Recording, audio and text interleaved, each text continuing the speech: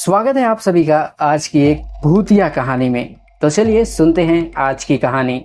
आज मैं आप लोगों को एक हकीकत कहानी बताने जा रहा हूं, जो बक्सर जिला के एक गांव में यह घटना घटित हुई थी।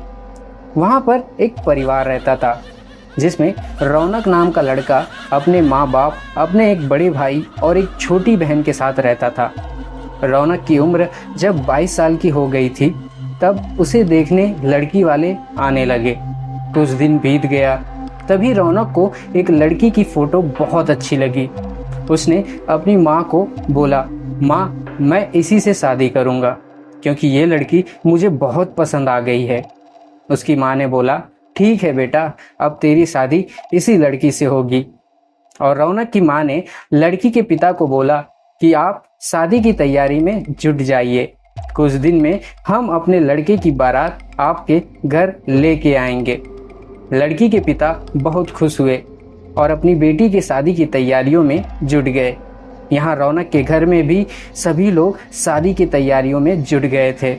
रौनक मन ही मन बहुत खुश हो रहा था। रौनक का उस दिन का इंतज़ार भी खत्म हो गया जिस दिन उसकी शादी होने जा रही थी। गांव वाले भी धूमधाम से बारात लेकर लड़की के घर पहुँचे और दोनों की शादी भी खुशी खुशी संपन्न हुई। जब सुबह विदाई हुई तो उस समय लड़की को डोली में अकेले ही ससुराल लाया जाता था। चार कहार डोली को उठाते उठाते थक गए थे। वह बेचारे सोच रहे थे कि कहीं पेड़ दिखाई दे तो उस पेड़ के नीचे डोली को रखकर थोड़ा आराम कर लेंगे और फिर आगे बढ़ेंगे। और तभी उन्हें सामने एक पीपल का पेड़ दिखाई दिया।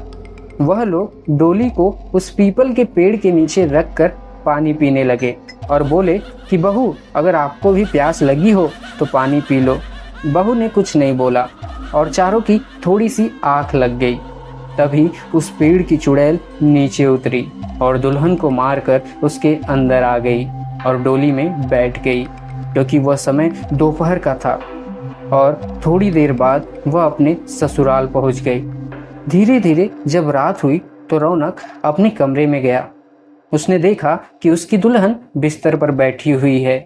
रौनक भी बिस्तर पर जाकर बैठा और दुल्हन से बहुत सारी बातें करने लगा। तभी रौनक को बहुत जोर से प्यास लगी। उसने कहा, मैं पानी पीकर आता हूँ। दुल्हन ने बोला, आप कष्ट न कीजिए, आप यहीं बैठिए, मैं पानी लेकर आती हूँ। इतना कहकर उसने अपना हाथ लंबा करके कुएं से पानी निकालकर रौनक को दे दिया। इतना देखते ही रौनक जमीन पर भद्द से गिर गया और बेहोश हो गया। थोड़ी देर बाद जब उसे होश आया तो उसने अपने सामने घूंघट में छुपी पीपल वाली चुड़ैल को देख लिया और भागने की कोशिश करने लगा। तभी उस चुड़ैल ने बोला, आप भागो मत, मैं आपको मारूंगी नहीं और अब मैं आपके साथ भी नहीं रहूंगी, नहीं तो आप जीवित नहीं रहोगे, क्योंकि आपने हमारा चेहरा देख लिया है। लेकिन यह गांव मेरी ही निगरानी में हमेशा रहेगा, क्योंकि यहाँ मेरा अब ससुराल हो चुका है। और मैं आपको एक बात बताती हूँ जो आप अपने गांव वालों को बता देना कि जिस घर का चूल्हा उत्तर दिशा में होगा वह सब अपने घर का चूल्हा दक्षिण दिशा में कर ले, तो उनके घर में हमेशा बरकत बनी रहेगी। इतना कहकर वह चुड़ैल गायब हो गई।